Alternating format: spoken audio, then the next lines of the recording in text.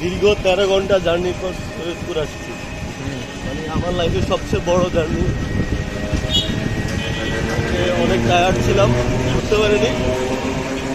আজকে মামাকে নিলাম সাথে, পুরো সৈয়দপুর ঘুরবো যা আছে শহরে।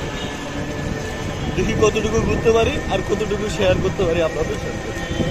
তাই এনজয় করুন, আমরাও করি।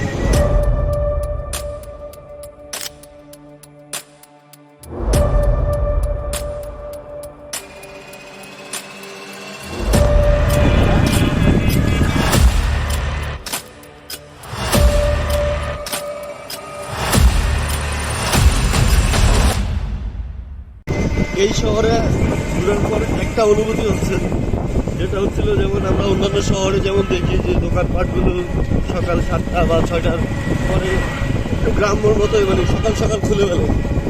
আমার ঘড়িতে এখনো 9টা 9:56 বাজে, 4 মিনিট আছে, 10টা বাজতে গেলে অলমোস্ট। অধিকাংশ দোকানপাটই খুলে, মানে পুরো শহরই অঞ্চলে শহরই ভাব যে 10টার সময় অফিস। আমার মনে হয় সবাই টাইম মেনটেন করে চলে।